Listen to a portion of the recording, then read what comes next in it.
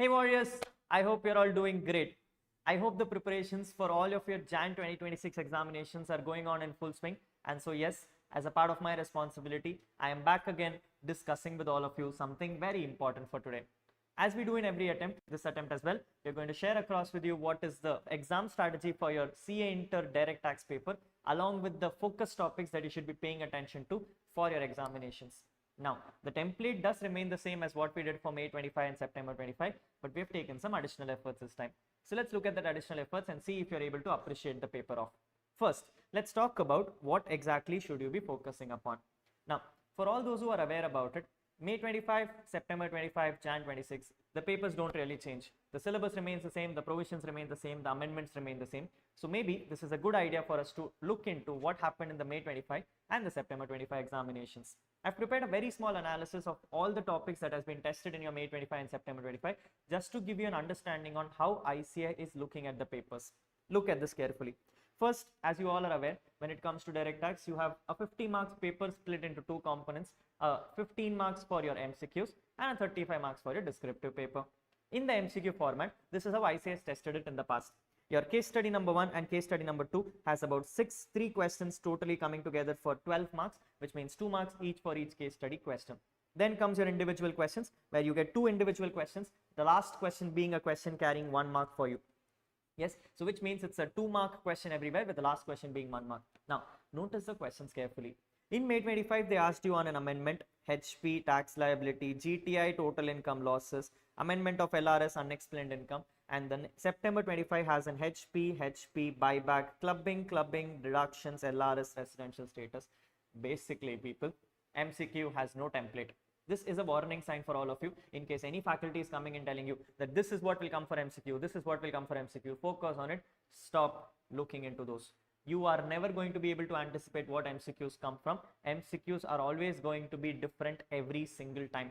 They have the liberty to test you on any question, any chapter, and therefore you have to pay attention to every chapter with equal attention. Yes, the only thing you can probably do is ignore any theoretical topics, because theoretical topics are never going to be tested for your MCQs. But apart from that, yes, you are expecting any question coming up from any chapter for your MCQs. So MCQs needs comprehensive reading of every chapter. Going forward, seeing some kind of people shooting out some 500 600 MCQs to you and telling you that prepare the 600 MCQs, will get the marks. No, case studies are always new, always different, prepared in a different format altogether. Sometimes a descriptive question becomes a case study question. You never know. Don't take the chance on that, people, which means MCQs are not to be read separately. Just focus on a descriptive paper understanding, go through the reading as you normally do, and MCQs will automatically fall in place. Clear with me on this? Amazing. But yes, we can make some attentive decisions on when it comes to descriptive topic. Look at the descriptive topic. First, for May 25 and September 25, both ICI has tested you on a comprehensive question, testing more on PGBP focus, but every time the question has come with a specific focus on both DTR and ATR. Both the times the question asked you for both the comparative study, which means you had to prepare the computation from DTR as well, ATR as well, give tax as per DTR, give tax as per ATR, give a cross comparison and confirm which one is the beneficial for you, which itself means question number 1 was always lengthy. Always lengthy, will take enormous amount of time from you, but it does fetch you 15 marks. Question number 2 has always been from the chapter number 2, which is residential status and scope of total income. Question number 3 has always been a TDS question, and question number 3A is always been your heads of income question. Heads of income has changed. First time it was salaries with HP and then IFOS, but next time it was capital gains amendment with salaries as we speak. So one thing is clear, salaries is always getting tested. Question number 4 has always been clubbing and set off, has not been changed there. Question number 4B has been a theoretical topic, which has come from PAN and Aadhaar, return filing and advanced taxes. This is how your template looks like. A standard template, people, which we have discussed last times as well. Nothing has changed on the paper template. The paper template does remain the same. You also are aware about the fact that when it comes to questions 2, 3 and 4, you only need to answer 2 out of 3. So which means the choice is ideally in your hands. What chapters do you think is the most riskiest for you, and how much you should pay attention to each chapter is the decision you have to make. Let me make it simple for you. If you know TDS is something you're never going to read, that's a loss of 4 marks. But also you need to understand that when you're not reading TDS, residential status and scope of total income is automatically assumed to not being attempted, because you will then have to attempt question 3 and 4. On the contrary, if you tell Rahul, I'm not going to attempt theory question, that means clubbing and set off is always a choice. You can't do much about it. But at the same time, you need to realize question number 3 is going to be heads of income question, which means it is going to take the time and length and efforts out of you. So yes, the choice is in your hands. What kind of chapters do you want to focus on? What kind of chapters you don't want to focus on? If you ask me my personal opinion, I always tell this. People, the order of writing remains the same as what we have discussed last time as well. The order of writing is that I always recommend students to attempt question number 4 mandatory. Understand this carefully. Question number 4 always comes from clubbing and set off, which means that is the question which is 99.99% easiest question to answer. It takes the limited amount of time, least efforts, very small topic. You can easily cover it off in a matter of 10 to 15 minutes if you do a fast reading as well. So clubbing and set off should be no rocket science for anyone. You should be able to answer the question easily enough, which means now you're obligated to read theory topics. Now Rahul, I have never paid attention to theory. How do I focus on theory? People, from an exam standpoint, theory has hardly 5 to 6 questions. Not more than that. In the whole income tax, there are hardly 5 to 6 questions, and you by now already know 2 of those questions have got tested in May and September, which means if you ignore those 2 questions, you have a bunch of 3 to 4 questions to read for your exam. Tell me, do you think that is going to take time out of you? No. I've already shot a video in the past where we have discussed about all the expected theory questions that you should focus on your examinations. You can go forward and watch my YouTube channel. You'll find the expected question list as well there. You can easily find it there as a playlist. Open the playlist and you'll find the expected theory questions that you should prepare for. Just go through the theory. 1 out of the 2 questions will come for your examinations, which means 14 marks is an easy fetch for you in exam. You should be able to attempt question number 4 no matter what. Then comes your order number 2. What question should I attend, Rahul? Now, never touch question number 1. It takes time. So which means you now have to make a choice between question 2 and 3, and this is your personal opinion. For those people who are comfortable with TDS, have been able to manage TDS, question number 2 is the topmost priority because RS is an easy question. You will never go wrong with residential status and scope of total income. So RS with scope of total income and TDS can easily fetch you 4 marks. If you are in a soup, you don't know, Rahul, 14 mark question, I am for sure TDS and all, I don't know how to answer that question itself. In that case, move forward. You go and check question number 3. Now 3 is going to take time, but if you're able to answer both the questions, that is a worthy question to answer, because normally if it's a question of except for TDS, you will probably be answering something called as a capital gains amendment question, or it will be an IFOS question. Easily manageable, should not take time. Salaries is where you'll have to take some extra efforts from your side. Yes, which means out of 2 and 3, choice is majorly on whether you know TDS or not. If you don't know TDS, the choice moves to question 3. If you know TDS, the choice is always question 2. Now Rahul, I am looking at the question paper. I don't know question 2B, which is TDS. I also don't know question number 3B, which is capital gains. What do I do? Simple, choose 2. People, you're anyway going to lose the 6 marks. You can't help it out. But then question number 2, which is talking about a residential status, is an easy scoring question. Compared to the time you'll spend on salaries chapter, you can easily finish off residential status chapter and you can easily cover the 8 marks question from there. So why not attempt that question? That is a recommendation which comes from me always, which means at any point of time, question number 2 sits on priority unless you're very confident on question number 3 to be able to answer both the questions. Are we making sense on this? Perfect. With that done, people, the next order of priority is to go and complete your MCQs. Here is the mistake which students make. At this stage, they will quickly move to either question number 1 and start completing question number 1 by ignoring MCQs. Or the mistake which students end up doing is they start attempting MCQs as the very first. People, trust me, you should never start with MCQs on the first time. If you're able to do it in the 15 minutes reading, well and good. But if not, do not touch MCQs first because MCQs are easy. But at the same time, they need time to think. If you spend more time thinking on an MCQ, you will lose enough time for you to write your descriptives, which means when you have the last 1 hour left to you, in the last 1 hour, when you have no time left to you, when you're in that pressure on your mind, you will not have the time and liberty to think. At that stage, whatever answer you think of will be the right answer always. And therefore, I always recommend that in the 3 hours paper, MCQ should always be touched in the last 1 hour. The moment you hear the bell which says you have 1 hour remaining, close everything off. Start with MCQs on both DT and IDT. Quickly finish them off in the matter of 15 minutes. Once you have done that, you will now have the confidence to yourself. 30 marks worth of MCQs in both DT and IDT completed in 15 minutes. I have 45 minutes to cover everything else I need for my exemption series. Yes, so I always recommend take MCQs in the last. Do not do them first. You will waste time or you will end up doing wrong. Yes, that is my recommendation. While you are done with MCQs, the only thing remains with you is question number 1. Now, I'm going to be very, very honest with you on this. I may have some hated comments on this, but I will be honest to my feeling that, trust me people, question number 1 is not to be completed. Now, I know this is a very controversial statement, but you need to realize the truth. Understand this carefully, people. You're going to follow the same template format for IDT as well.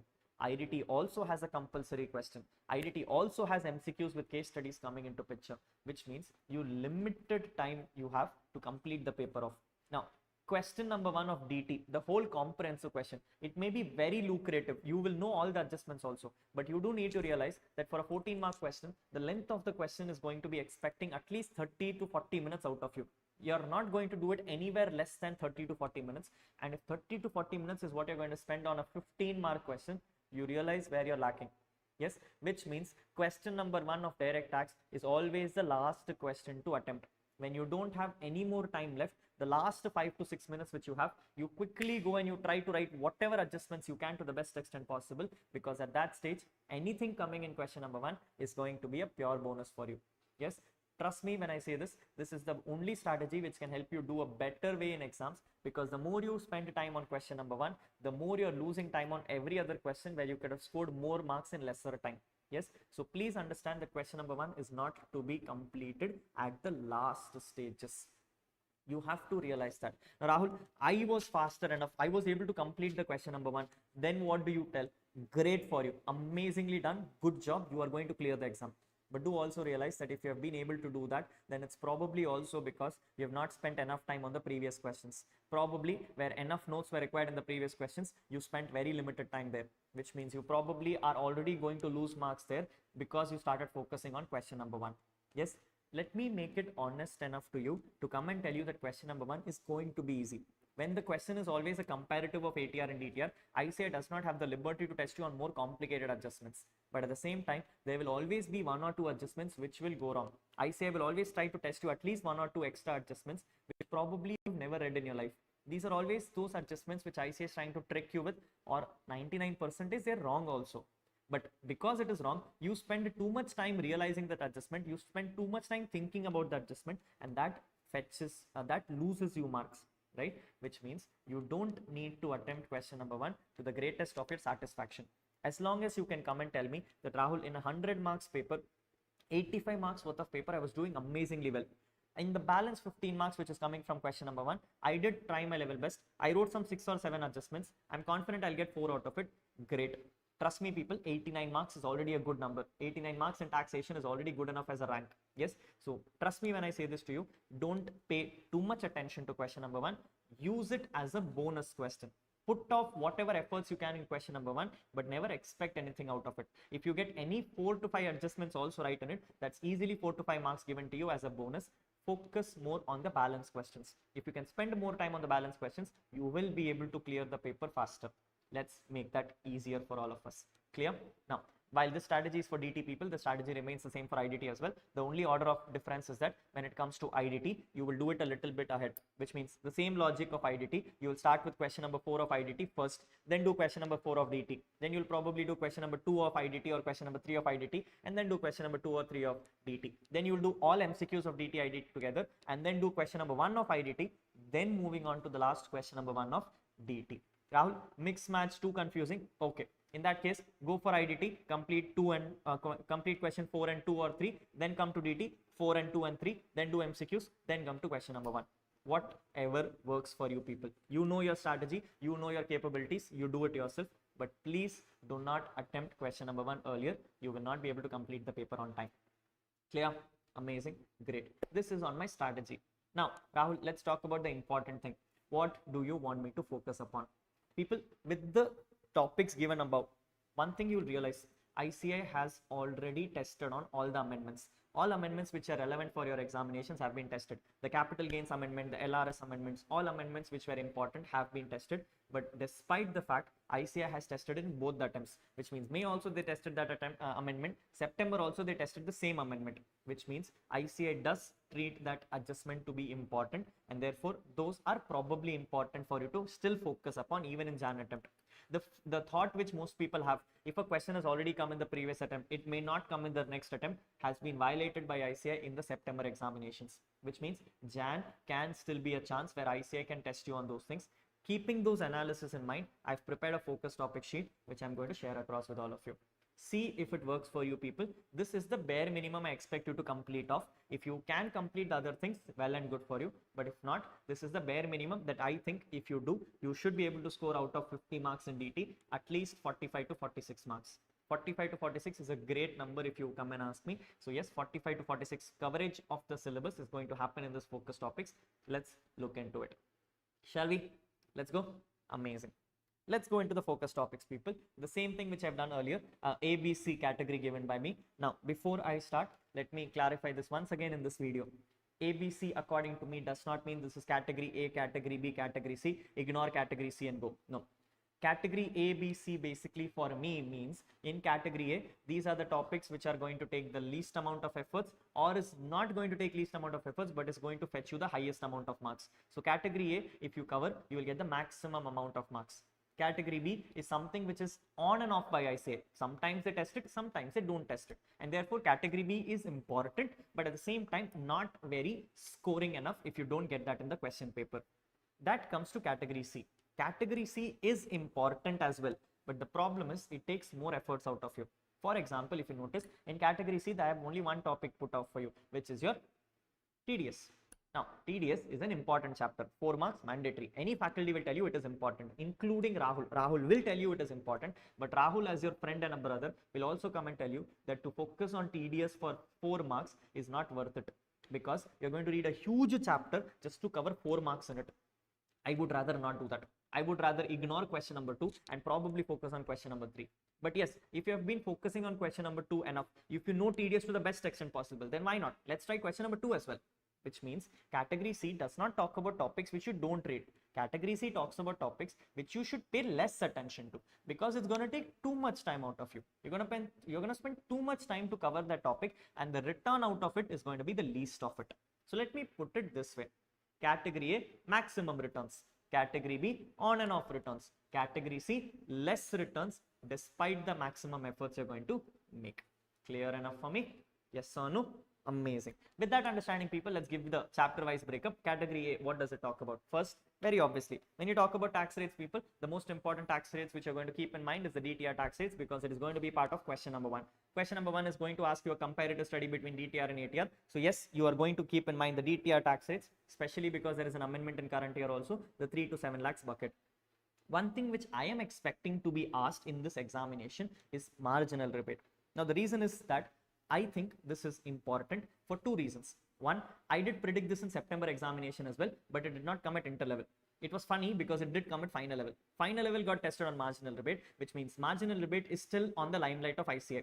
If it is on the limelight of ICA, and if ICA thinks final level students are deserving to be tested, inter-level is next in line. Yes, which means marginal rebate gets the highest attention from my perspective. If I'm an examiner setting the paper who has already set it for final level at September, I would look forward to having this in Jan attempt for your inter syllabus as well. So I think marginal rebate should be paid attention to very, very critically.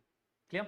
Great. When it comes to others, you have the amendment in CG tax rates. Again, has got tested in both the attempts, people, because MCQs, capital gains, they're asking you the comparison between old rates and new rates, whichever is lower, long-term capital gains, if you remember this. Yes. So that has been tested in both the attempts. So therefore, yes, important. Please pay attention. Clear? Good. Chapter number 2, residential status and scope of total income. I don't even have to tell you this, people. A very small, sweet, simple chapter. If you have read it through me, then you already know that there is one chart which can cover the whole RS of individual. There is another chart which covers the whole section 9. 2 charts for you to read, 2 charts you focus, done with the chapter. Yes, that is how the chapter is. So you have to just focus on handful of topics for you to complete this chapter off, and it fetches you 8 marks in exam. Yes, 6 marks in your exam. 6 marks worth of topics come from this. 6 marks is a huge number that you can get off. Again, provided you know TDS. Now, Rahul, why are you asking me to focus on RS? I know I'm not going to attempt TDS. I'm going to answer question number 3. Okay, but what if tomorrow you see the question paper and you don't know what is question number 3? RS will come to your rescue. Yes, if you have a challenge in question number 3 coming up, which is always expected because heads of income may go south. You never know what ICA is going to test you. In that case, RS is always going to come to your rescue, because you will know at least, if nothing, 6 marks can be scored by you no matter what. Yes, Agree with me? To that extent, yes, I feel RS is important. Please pay attention to it. Next is coming up your salaries. Now, people, salaries, I don't even have to tell. By the analysis itself, you would have realized salaries has come in both the attempts. HP and salaries has come in 3A, and salaries standalone has come in 3B, which means salary is in the limelight for ICA. Now, ICA also realizes salary is not something they're going to test at CA final level, which means a student can only focus on it in CA inter level. Salaries is going to come in your examinations. You can't leave it. What is the things you have to keep in mind for salaries? First, I feel something to be kept in mind because it has come in both the attempts is the fact that standard deduction is amended because of DTR rules. Obviously, 75,000 is a new limit. So focus on that for DTR and not for ATR. Correct? Second, which I think is important, is all the provisions which are applicable only in ATR. ICA is now testing you on 3B, sometimes coming and saying that the person is shifting out of default tax regime.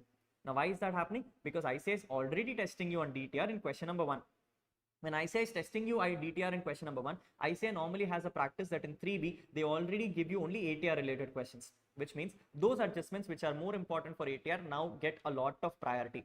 HRA, leave travel concessions, all those food coupons, all those kind of adjustments carry more weightage for your examination perspective. So yes, please pay attention on ATR related amendments. Also, ICA loves to test you on perquisites.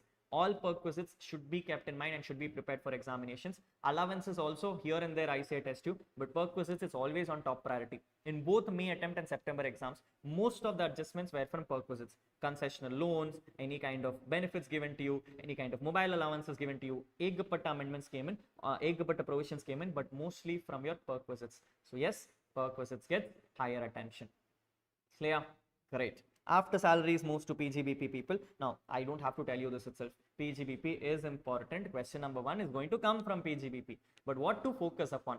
Notice carefully that ICI, like I told you, has tested you on all the amendments. CG amendments, LRS amendments. The one amendment which ICI has not tested you even now is the amendment in the partner's salary. For those who know, partner salary now has an amendment which says book profits are checked up to 6 lakh rupees. That amendment remains to be tested. It has not been tested at final level also. So which means either the CA final of Jan 26 or the CA inter of Jan 26 is looking forward to getting a question on the book profit computation. In that logic, I believe that in PGBP, you should be paying attention to the book profit computation because it is the only amendment left off for ICA to test and they should be focusing on that this attempt. Second, obviously, because question number 1 talks about the difference between the ATR and DTR, ICA wants you to keep a proper attention on what are the differences. So go through your PGBP notes and understand in the PGBP, what are those adjustments which are not applicable in DTR, but are applicable in ATR. Items like scientific research, donations, items like any kind of items like additional depreciation. These are the small items, chapter 6 reductions. These are the items which ICA loves to test you on question number 1. So focus on those adjustments because that can become a game changer for you. If you are not able to complete the question also, preparing 2 different tables, one saying ATR, one saying DTR, write the adjustment in ATR, say it is not applicable in DTR, comparative study already gives you 2 more marks. Yes, so that bonus computation is what you need to be doing on, and so yes, pay attention to that. Good. Coming to CG, I think one thing is obvious, people. The immovable property related amendment, the whole computation which has changed, and we have already prepared a notes also for it. A separate video called the decoding of capital gains has been uploaded for you all. Yes, that is the immovable property amendment which has come in both the attempts. May has also got it, September has also got it. May got it in MCQs, September got it as a descriptive, which means Jan 26 also carries enough weightage on it. Yes, you need to focus on that. But let me also be candid on this. My analysis of not just May and September, but also the Jan 25 examinations revealed that ICI in the May attempts and September exams are testing you on the immovable property, but is reserving Jan attempt for slump sale computation. The fact that this this trend is going on even now, I have a feeling that probably this time in the Jan attempt, they may again go back to slump sale computation and may probably check you on slump sales. So my order number 2 second priority is the slump sale computation. Please focus on slump sale. You never know, slump sale may be the game changer for you. And yes, between you and me, we both know slump sale is the most easiest computation. So if slump sale comes to you, an easy candid 4-mark question, which means you will definitely answer question 3 and not question 2. So 2 things I'm asking you to focus on. One is the decoding of immovable property, and second is what is called as your slump sale computation. Focus on these 2 things, should do well for your examinations. What else is pending? People, bonds and debentures has a small amendment. The fact that it's always going to be treated as short-term capital gain. So I expect this more as an MCQ question this time. It has not been tested at both inter and final level yet. So MCQ is expected out of this chapter. So please focus on that as an adjustment of. Next, your exemption series, obviously, because exemption is going to be part of the immovable property computation. So expect this as an MCQ question as well, or expect it as a part of the capital gains computation. Finally, the one which we already have, the fact that you have an unexhausted basic exemption limit. The Kaju Katli benefit, which I famously call in my classes, that if you have a basic exemption limit which is not utilized, capital gains always comes to your rescue. ICA has tested this in your amendment topic of your MCQs of May 25, has also tested this as an amendment topic in your September 25. So yes, ICA loves Kaju Katli and you need to be paying the same attention as well. So point number 4 and point number 5 is linked to the immovable property. Yes, it's technically the same as immovable property, but I'm just showing it off separately so that you also pay attention to that equally enough. Yes, so you need to read item number 4 and item number 5 along with item number 1, but nevertheless, important, pay attention. Clear? Yes, good.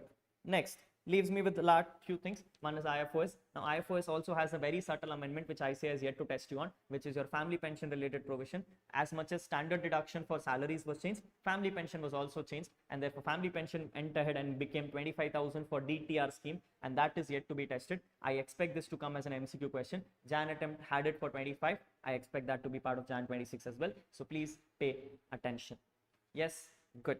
Second is your composite rent. Now people, the same thing like I told you, since last 2 times ICA has tested you on the salaries computation, HP has been kept on hold. HP is expected this time. If HP and IFOS comes together, you will get a question on composite rent. ICA will give you a question where the ICA will come and tell you that there is a rent which you have received of 40 lakh rupees. Ground floor is for own house. First floor is given on rent. Ground floor is used for business. First floor is given to someone else. Ground floor I'm collecting bulk rent. All those kind of computations have been coming up. So yes, expect those kind of questions coming up for 3B. If that comes up, composite rent becomes extremely important. You will have to read that along with the HP chapter.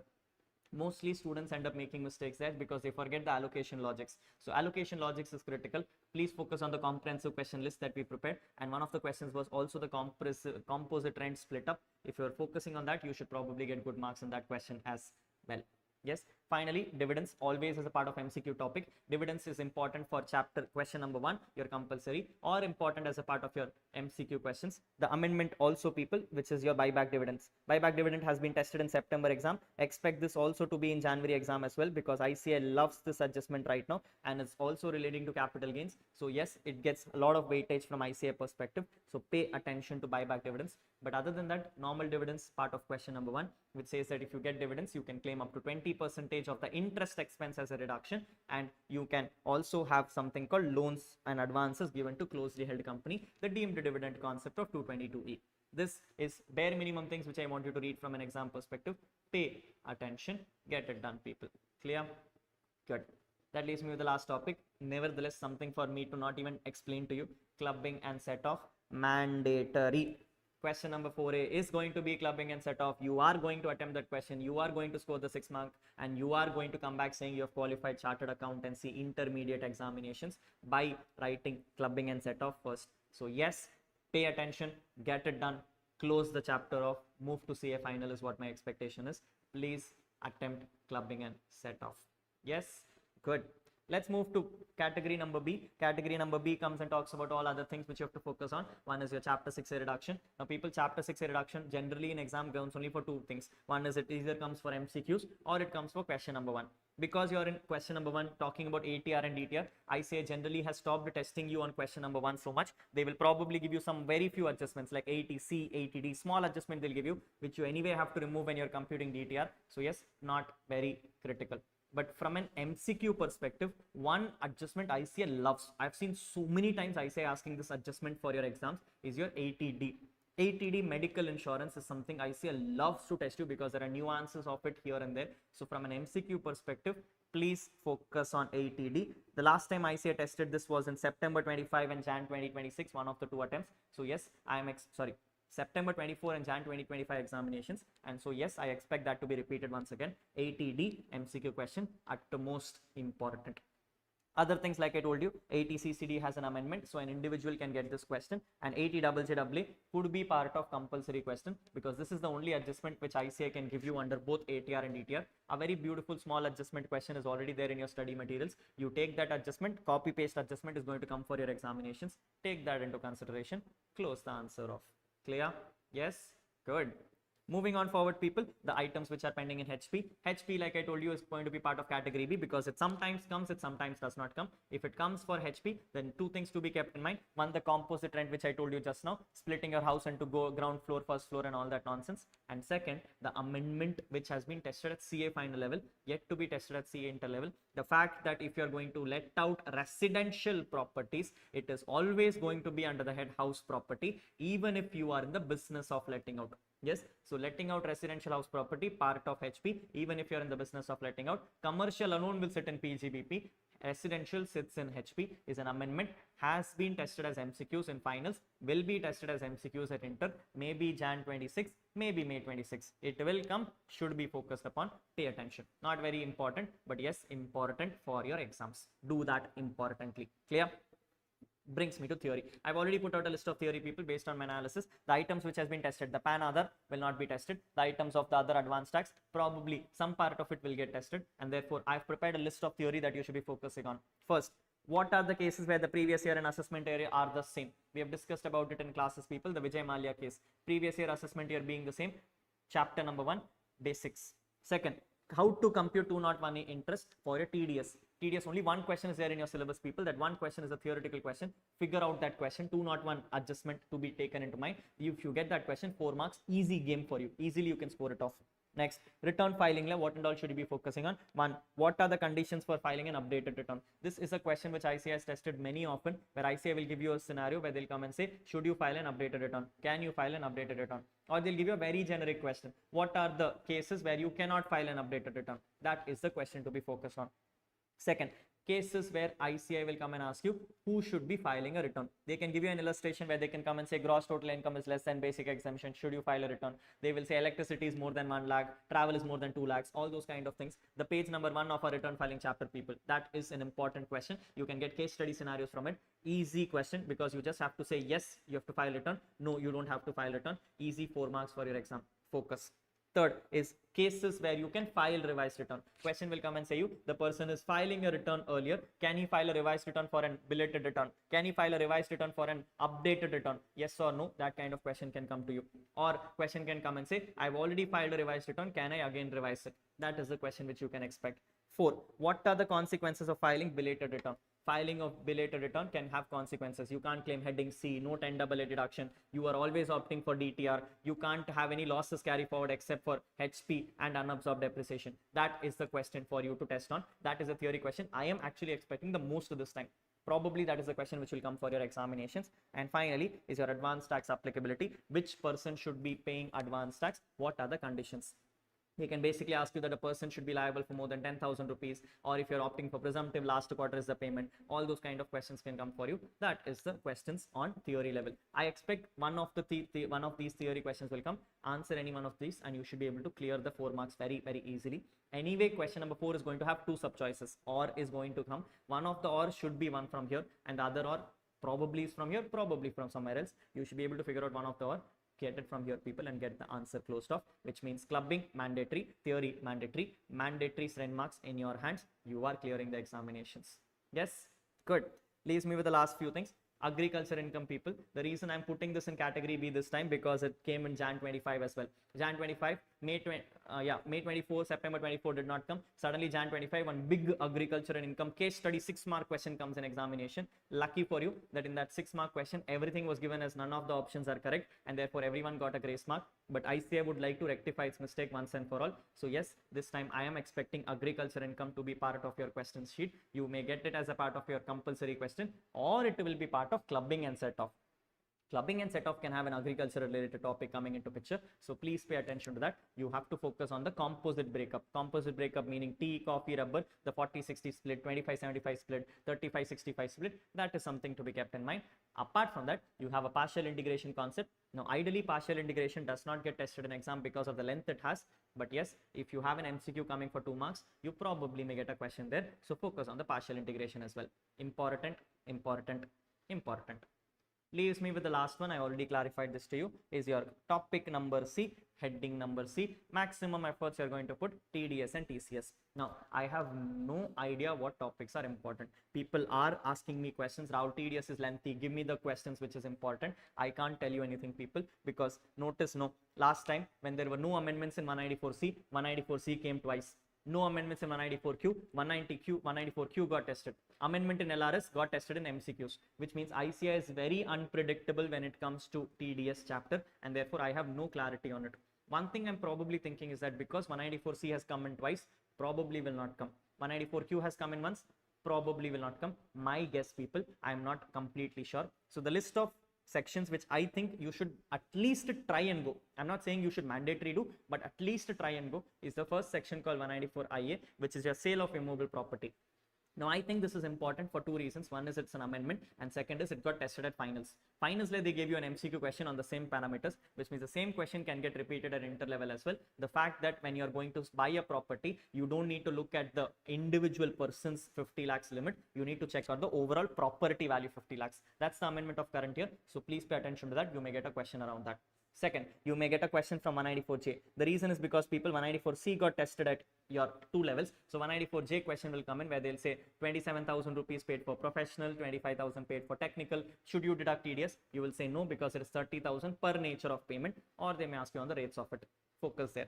Third, 194I, rent question, people, where they may ask you a rental question, where they may simply come and tell you that I've bought a machinery on rent, I've bought a land on building on rent. Should I deduct TDS on a consolidated level of 2,40,000, or should I look at the assets separately? Yes, all those questions are there in TDS. Focus on that. Probably important. 2 things which I think should be tested, I'm not saying will be tested, I'm saying should be tested, is the amendment which has come in the current year. The amendment on the fact that you have 5% rate dripping down to 2%. Now, this amendment of 194 IB got tested at May attempt. In September, no. In Jan, maybe. And therefore, I'm expecting 194M for coming 2%, or 194H coming in as an amendment for 2%. So commission or 194M is my highest priority expectation when it comes to Jan 2026 examinations. Lastly, I've listed out 194N, which is your cash withdrawal. I think cash withdrawal has not been tested for a while. So yes, expectation on that increases to a substantial extent. 194N is what I think. Out of the total list of chapters, I think in TDS, this is the only thing I think would be good enough for you to focus. If you can read the other things, go forward. Please go forward. But from my expectation, one of these things should be tested. I would really hope at least one of them gets tested. It's good for me also. Yes, I can at least mark it to myself tomorrow saying I've expected it properly and it came properly well. So yes, this is my personal belief. I'm not telling you this is what will happen. I have no idea how ICS sets its exam papers, but if they are doing it right, they should test one of these questions. Yes, good. This is your ABC analysis of what questions you should be focusing upon. Again, this is not the question paper which I'm telling you to ignore. See, these are focus topics, which means these are the places to be focused upon. Items that I have not put inside this chapter, you will itself notice so many things I have dropped off. I've dropped off 10 AA, I've dropped off AMT provisions, I've dropped off so many theory topics, I've dropped off so many provisions in your HP chapter. So many things are being dropped off, people, because I think this is what should comprehensively cover maximum amount of your syllabus and should give you the maximum efforts. Yes, so I'm not telling you that this is what is going to come in your exam hall, but I am telling you based on my analysis of the last 3 attempts, which are continuously part of the same syllabus, you should be able to get at least maximum efforts from here. So please pay attention to these topics, and I think you should do well. Yes, great. We are at exactly 38 minutes, so 40 minutes of time I've taken out of you. I'm sorry for taking this much time during your exam preparations, but I think this was necessary and important for all of you to do prepare well for your examinations. All the very best for your next few days which are coming up. The last few days are the most critical time. I know this is a time where things become a little more daunting because you don't know where you are standing. You have so much pressure on your head to focus on what is important and what is not important. But at the same time, sometimes it becomes too depressing for you to sit at home and study. I do understand, recognize all of those, but you have to appreciate that even I have come through the phase. I can understand the kind of pressure you have, but you also need to realize that it is the last stretch of your game. Sometimes you might have done extremely well for the previous days, and the last few days is where you lose attention. That last few days is where the impact analysis is the highest. So for the last few days, please give it your best. Always have this mindset to yourself that this is the last attempt I want to give, and I don't want to give any more CA intermediate attempts because I am deserving to be a CA finalist. That kind of confidence in yourself is always going to go a long way when it comes to your exam preparations. So yes, for the next 30 days, have that confidence to yourself to say you are already a CA finalist. You're just waiting for the results in your hand to show a successful game. Yes, so next 30 days, put your extreme amount of efforts, step down and tell the world that this is what you're going to prepare for. People should look at you and come and say, this is the only person who's deserving to pass and no one else. If that is the confidence you can give to someone else, that is the confidence you can feel for yourself internally, then there is no one who's going to stop you from clearing these examinations, no matter what. The last thing which I want to close before I go forward is that I've been hearing a lot of rumors from everyone, people talking shit in the world, coming and saying Jan 26 is going to be the toughest exam. People are going to have extreme amount of difficulties in this. I am not sure why that is happening. Trust me for once when I tell you this, no one ever can predict that. Yes, there is no faculty, anyone who can come and tell you that, because papers are not set even by the council members. None of the council members are ever going to influence an examiner to come and say, set the toughest paper in the life. No, they have better things to do in life, people. Failing students is not their priority right now. Yes, so president and past president, any kind of vice president, any kind of BOS member is not sitting here trying to screw with your life. They have better things to do. There is an examiner who prepares your paper and is completely on the examiner's mood. So I don't think any examiner has revealed himself to the world and come and told, I'm going to set up a tough paper for you. Nevertheless, if it does happen that you get a tougher paper, it does not matter. Let me make it very clear to you. If it is tough, it is tough for everyone. If it is easy, it is easy for everyone, which means your preparation is the key here. Yes, if it is tough, then you should be the one to come and tell, when it was tough, I cleared the paper. That is the kind of confidence you should have on yourself. And when it is easy, you should tell the world, when it was easy, I still scored an exemption in the paper, which means I did better than others, which means you are in a race not with ICI, you are in a race with others. You're trying to do better than others, and that is the only goal you should have in life. So it does not matter that the paper is easy or tough. You do your job, let the rest happen as itself. Yes, so do not care about it, people. If it is tough, trust me when I tell you this, always stay happy. Because if it was easy, there is no point of you going and showing off to the world that you became a qualified chartered accountant. When someone comes and tells you the pass percentage is 30, 35, and you are one among them, you don't have the worth enough. If someone comes and says that the pass percentage is 5 and 6 and you cleared in that, that shows your potential. Yes, so you are here to prove your potential to others. You are here to come and tell the world that when the world was falling, I was standing on the top. Yes, that is the kind of confidence you need for yourself. So please don't care. Please don't worry. If it is tough, you are the one who's going to clear in that tough paper. Yes, that is the kind of confidence you're going to build. And I'm hoping that the focus topics will help you to that extent to scale up to that level and tell the world that yes, you are becoming a CA finalist. I hope you all come up with flying colors in the future. The next 30 days, you're going to do amazingly well. After 30 days, you're going to write your paper. And after a month and a half, you're going to tell the world, yes, you have cleared. Successful is what is showing in the pink slip. You are ready to become a CA finalist. So I'm looking forward to seeing all of you giving me that statement very, very sooner. Trust me when I say this, people, 2026 is going to be your year. You're not going to have any problems in 2026. 2026 is going to be the year where you're going to make the impact change for yourself. So trust yourself to that extent. Put the efforts which is required to get to that stage and do amazingly well. Yes, that's it from my side for today. I'm signing off for today, and I will see you all very, very soon with all those short clips and videos on the day before your examination so that you can prepare well for your examinations. But until then, I would like you all to shut down everything, not focus on anything else, focus on your exam preparations and do really, really well. This is your friend Rahul Agarwal signing off. I will see you all very, very soon. Take care. Happy learning. Bye-bye.